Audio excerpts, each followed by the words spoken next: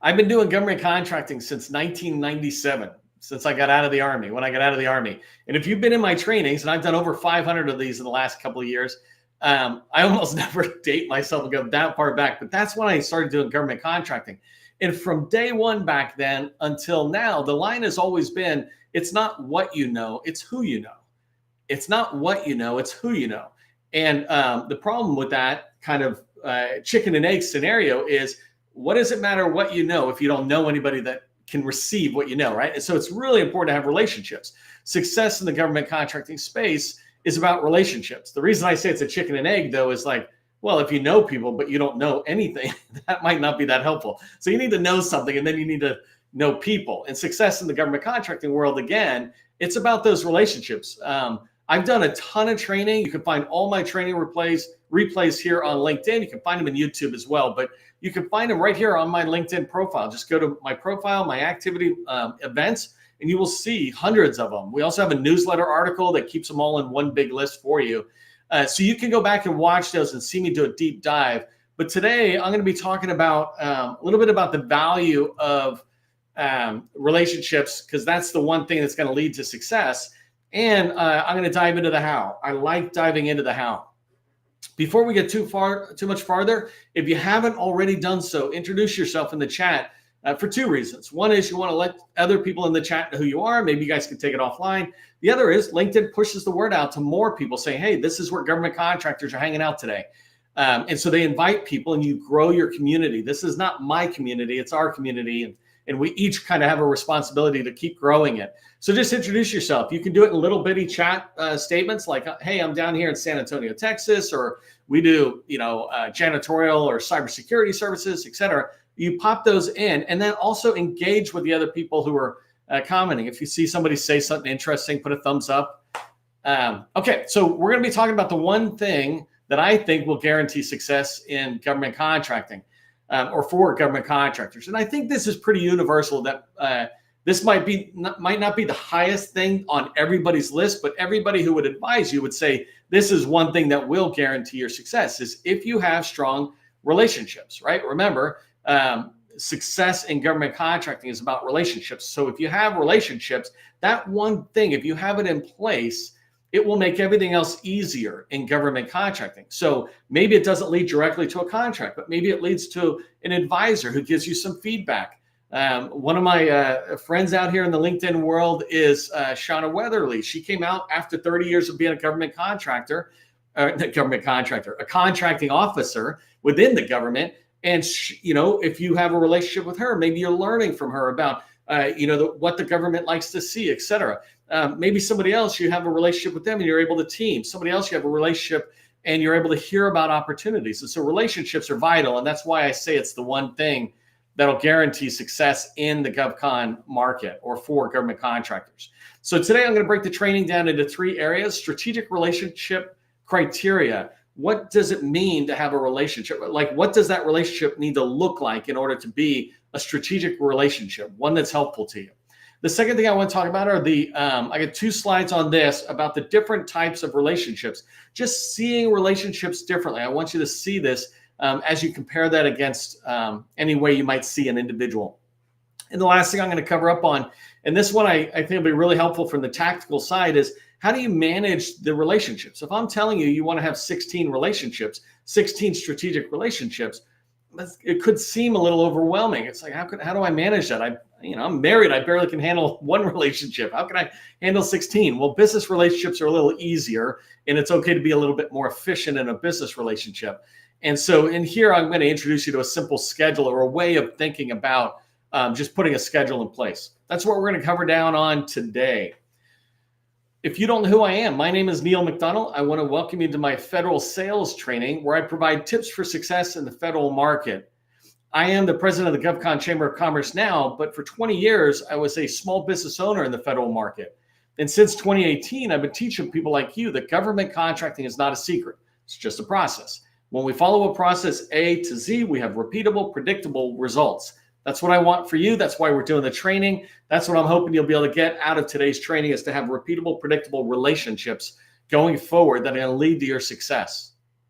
If you haven't already done so, subscribe to the Government Contracting Success newsletter.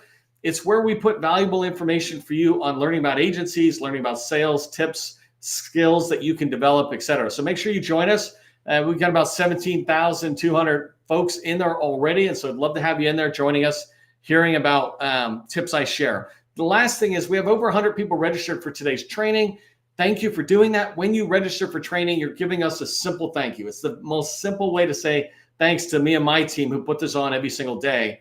The other thing is you're growing the network. You're growing our broader community because other people will see through LinkedIn that you registered for training. If you registered, maybe it's interesting. Let me go check out this Neil guy and hear what he's saying. Okay, let's dive into talking about strategic relationships, beginning with the criteria.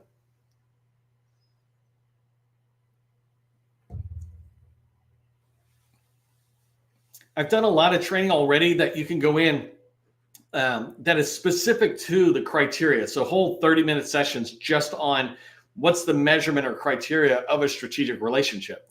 But I wanted to start with just saying that you only have so much time in a day, right? Let's say 8 hours a day. Of course, we probably work more, but let's say 8 hours a day, 40 hours a week, right? And for today's training, let's call it 40 hours a week and 80 hours in a 2-week period, because that's an important period.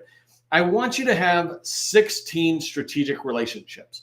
When you're just getting started out, let's say up to 5 million, it's totally good if all 16 of those relationships are with small businesses. And I'll come back to that in a minute.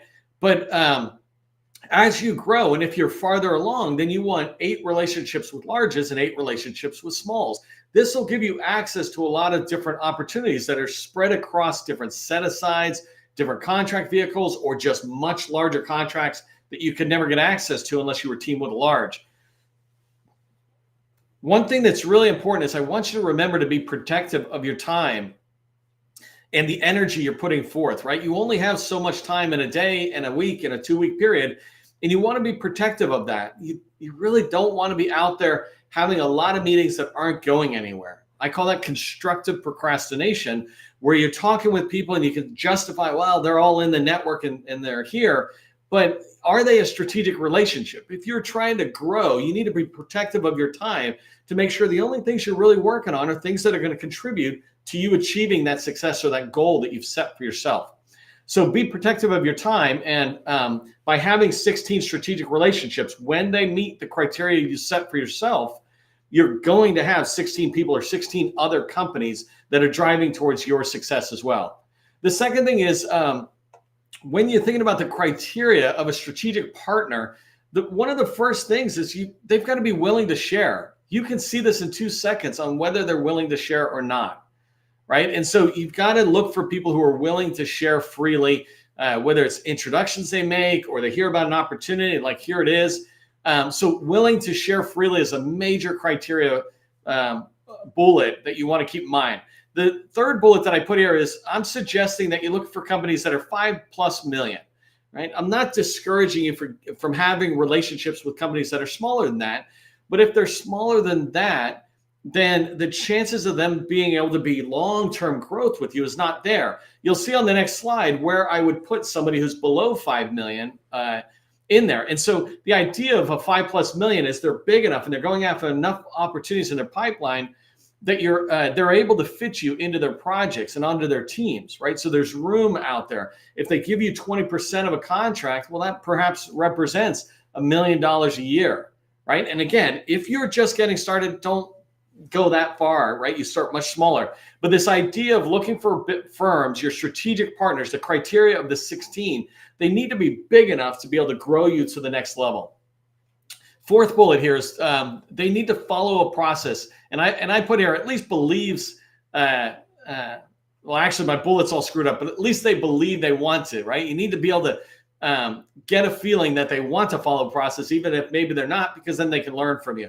But they need to follow a process. Do they understand the importance of going after one particular agency or one core competency, the value of focus to the reliability and the strength of their pipeline? Are they able to follow a process to guide an opportunity from identification to response, right? To sending a proposal to the government. There's all this stuff in the middle. It doesn't have to be overly complicated, but they must follow a process. If they are a company who pulls something out of wherever they find it and write a response pretty much blind, then that's not really a company that's going to make a strategic partner. You can still have a relationship with them, but they are definitely not what I would qualify as a strategic relationship. Another thing is you want them to be targeting your agency, right? A strategic partner is not one that just targets the federal government. That's just not following a process, right? That's just them going everywhere. And so you want to make sure that if you're trying to get into the Army, that you find strategic partners that are in there. And if you go into Department of Education, you're looking for people who are targeting that, really trying to go into that agency, understand that agency, build relationships within that agency. And the last criteria you might put in place when you're determining strategic partners or relationships is that they have access to vehicles that you do not have access to.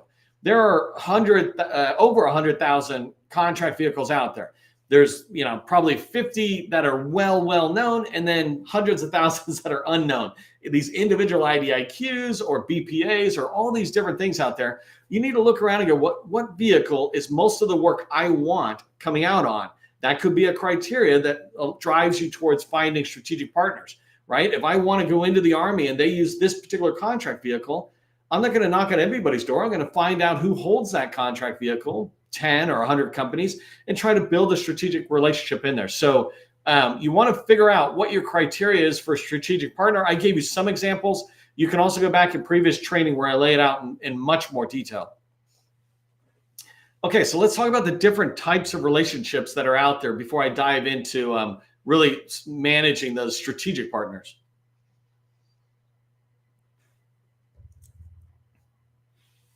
So I tried to put this in the order they might evolve, right? So there's 5 different relationships here. And the first one is just your network, your broad network. So you can think about LinkedIn, you can think about leads, bunch of cards you got from a conference. Those are all just leads and your network. Those are great and they're fine. They have their position, right? I could probably pull a card out, call them up, say, hey, John, hey, Jane, I met you at the conference. You got 5 minutes so I can ask you a question, right? So that type of relationship is one that I feel like I can reach out to them. Hey, we're connected on LinkedIn. Hey, I'm connected to Jane and you're connected to Jane. Do you mind if I get 5 minutes of your time? That's what a network does is it's one step above a cold call. And then the next one is friends, or, these are people, let's say, if I'm a small business and I'm just getting started and I got another small business, it's beyond a network, right? We like each other. We're talking to each other. We want to get forward. But I consider this more like a wingman. If I'm going to a networking event, it's like, hey, let's not go alone and let's try to make contacts. Let's try to get to that speaker on stage afterwards and see if we can meet them or whatever. But these people aren't going to be able to help you grow. They'll just make you not feel alone. And being a government contractor, even being a salesperson, it's a lonely business. Even though you talk to a lot of people, it can be a lonely business from the responsibility side. So a wingman or an accountability buddy is what I consider in level 2 of the relationships. And these are professional relationships in the GovCon space. The next one is more transactional. These are teaming partners where you know them, you can reach out and you just occasionally get together and say, hey, let's team on something. And then you go away and you don't talk for a while and then you come back. This is above the network level, right? You don't really have a strong relationship, but you know of each other and you work together, but that's not a relationship.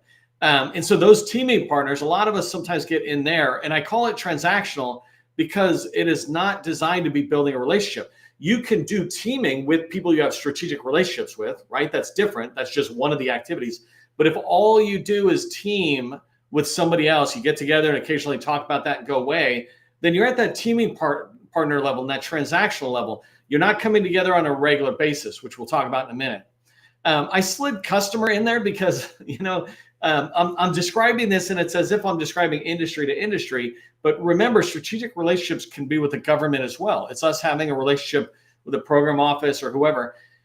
And so I put a customer in here because it's more than a teaming relationship or a transactional activity, because here you've got a full-time relationship. You're in there, but you haven't agreed to make it strategic yet. That's where you want to take your customers.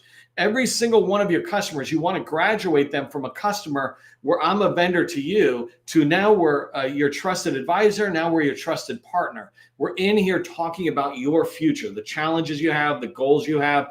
And so when you have a customer, you're the incumbent. It's gold if you manage that relationship correctly. And if you manage that relationship correctly, then this typically should be the program manager. If it's a smaller company, it's the owner, right? But the owner is developing that relationship from customer to strategic partner. And so that's that last one I have here. A strategic partner is one that's committed to mutual growth. So if I look at another company, we are both coming together saying we want to help each other get to this stage. We understand what each other sells, where we're trying to sell it, or who we're trying to sell it to, right? We understand the amount we're trying to get to. Hey, we're a $5 million company. Next year, we're trying to get to 8. We're a $20 million company. We're trying to get to 24. Just because a company has more dollars doesn't necessarily make them any better, right? If you're a strategic partner, it's as if you're working together without the employment or the legalities tied together. You're like, hey, we're that close. Let's come together. Sometimes you know your strategic partner better than you do colleagues in your own company, because your strategic partner, you're getting together, you're talking about where you want to go. But mutual commitment to growth is one of those things that you shouldn't have to define. You can look and go, no, they're committed to my growth. Every time they show up, they're like, anything I can help you with, blah, blah, blah. And if you know what that feels like coming from somebody else, then that's just what you deliver to them. And now you've got mutual commitment to growth, right? So that's one way of looking at the relationships, is this type of relationships. Each one of them is necessary, by the way. You want to have all of these. But when you get up to strategic partners, that's where you want to just limit it to 16 people so that you really can develop those strong relationships. A different way of looking at the different types of relationships is to understand that everybody falls into 3 categories. You can see them here. Focus or receptivity. These are the people willing to chat with you, help you learn about information, maybe make some introductions. Focus and dissatisfaction are the people with the challenges, pain points, and goals. They typically are the program office within the government, and they're the salespeople within industry. So if you're looking at a teaming partner, they're the business developer or capture manager or proposal manager who are trying to build teams, et cetera. They're the ones with the dissatisfaction. And then the focus of power is whoever can sign a deal with you. So for the government, that's a contracting officer and that team. And for industry, it could be the owner of a company. A little larger company, it might be enough to be the very people you have focuses of dissatisfaction with, like, director or VP of business development might have the authority to put those relationships in place. Whoever it is, a focus of power has the ability to put their stamp of approval on that everybody else in their organization just buys. So you want to think about, as you're building relationships, you actually want them with the focuses of dissatisfaction and focuses of power. The focus of receptivity is not a strategic relationship because there is no mutual growth. They don't have anything they want or need. They're just willing to help you. So they're great, they're necessary, and you want to build those relationships. But strategic relationships, those 16, need to be the focuses of dissatisfaction and focuses of power. So before I move to the last slide, which is talking to you about how to kind of schedule this and make it happen, I just want to share exciting news. We've been teaching for 7 years now, small business government contractors, how to succeed, right? We talk about government contracting is not a secret. It's just a process. We teach the process all the time. Now we're getting ready to release a tool. It's a web-based tool that's going to solve the biggest challenges, the top 3 biggest challenges that small business government contractors have. I want to be able to help you get indoors to meet with federal buyers. I want you to be able to find those teammates who want to work with you. And I want to help you identify, pursue, and respond to opportunities that you can win. And so that's what this tool is going to do. Our goal is to really make it not only efficient for you to get things done, but make it easier for you to be successful as a government contractor. If you're interested in learning more when we drop this and release it, GovConinAbox.com. Just come out there and join our wait list. GovConinAbox.com. Okay, so let's kind of end here on today's training with simple schedule to manage relationships.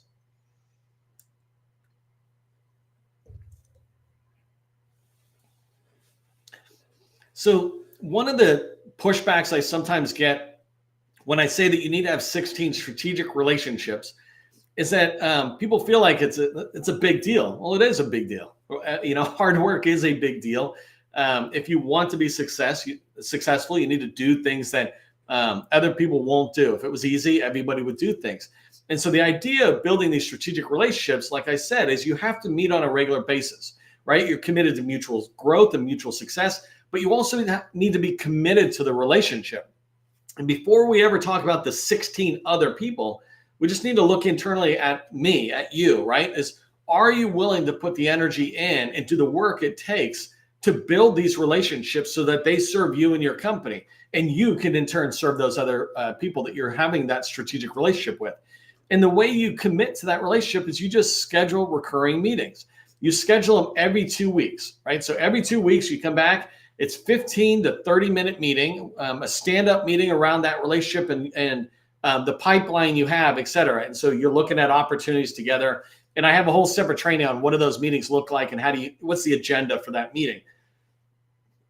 But the idea is every 2 weeks you want to be coming back if it's industry. If it's government, they generally don't want to get on a regular schedule with you. Certainly don't want to put something on the calendar. And so you just talk to them about, can I follow up next month? Can I follow up next month? And pretty soon that relationship's tight enough where they're going to sit there and say, hey, talk to you next month, right? They know that you're going to be talking on a regular basis. And so the government takes a little bit longer to get them understanding the idea of recurring meetings. Even if they're not scheduled, you schedule them one at a time. With industry partners, industry strategic relationships, you want to schedule those on a recurring basis on your calendar. That is a commitment to the relationship. That is commitment to meeting regularly.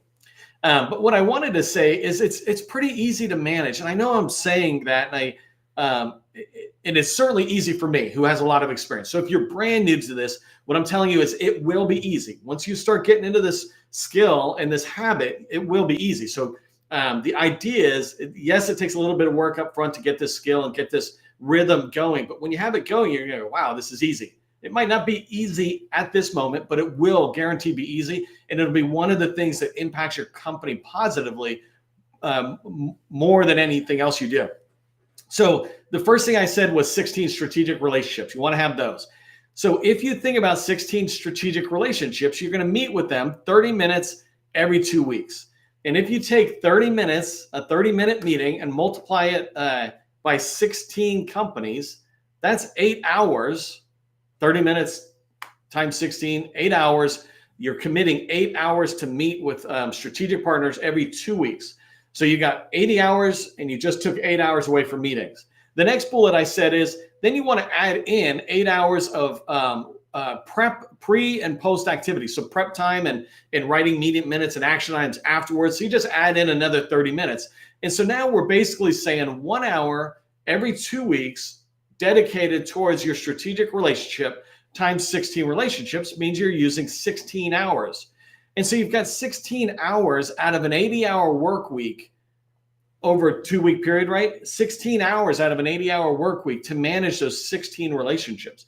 And think about this, right? Those are 16 salespeople that are out there at different companies, largest and small companies, that are identifying opportunities that might be good for you and for them to work together. You could potentially do this as a brand new small. It takes you time to build a relationship, but you could strategically build these relationships that you would have 16 people working for your company.